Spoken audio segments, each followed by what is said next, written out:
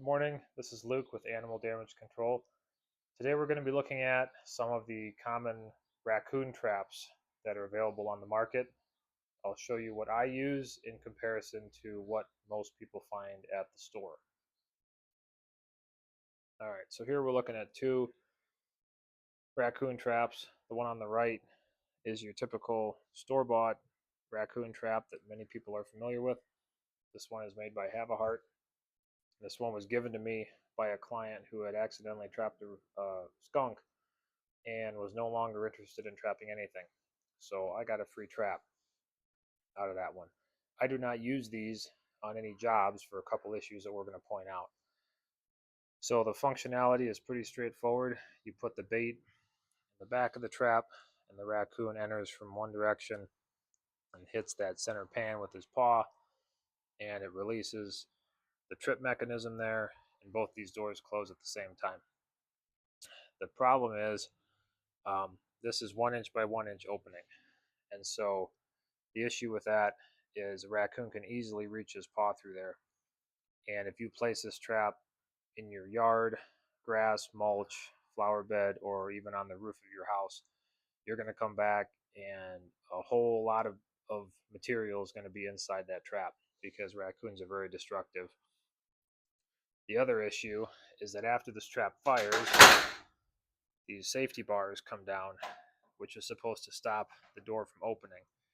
I have seen raccoons, given enough time, they can reach from the inside out here, release this mechanism if they play with it long enough, and they can actually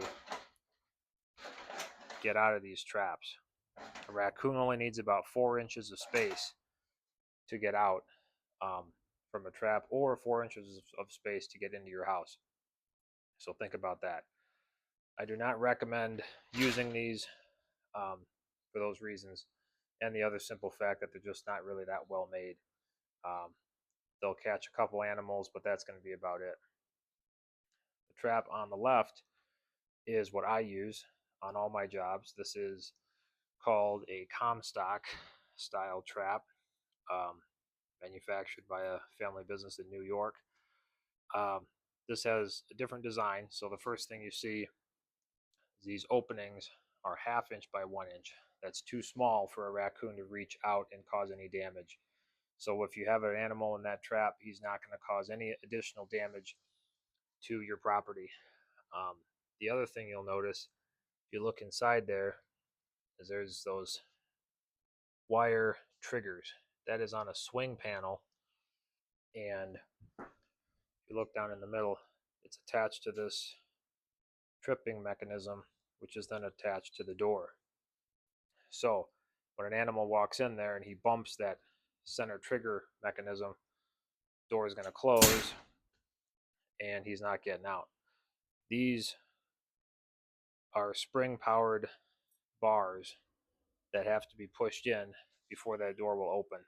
So I have never seen a raccoon get out of one of these traps. So when he's in there, he's in there.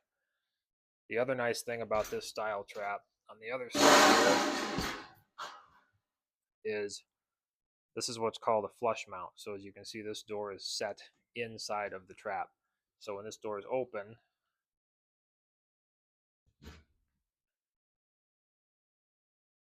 it doesn't stick out past the edge of the trap. I use this with a technique called positive setting, which means if there's a hole that the raccoons have made in your house, I can set this trap directly up against the hole, which means if he's inside when we set it, he'll get caught when he goes out, and if he's not inside, he'll get caught when he comes back in.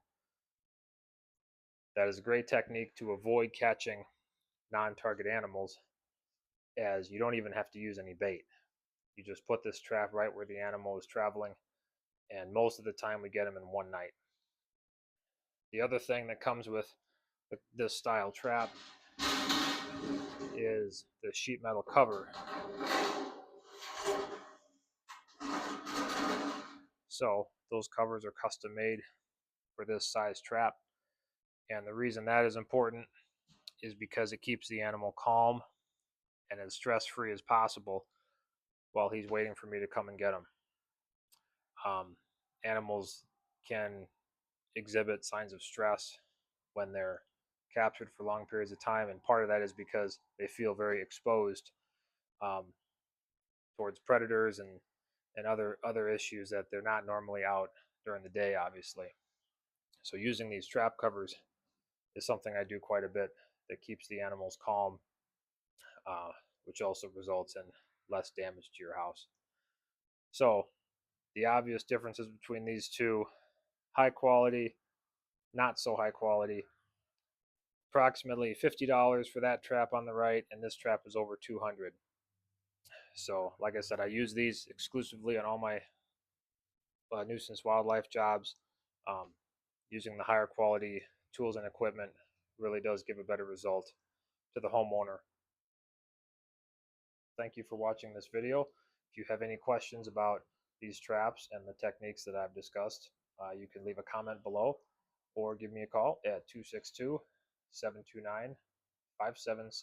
Thank you.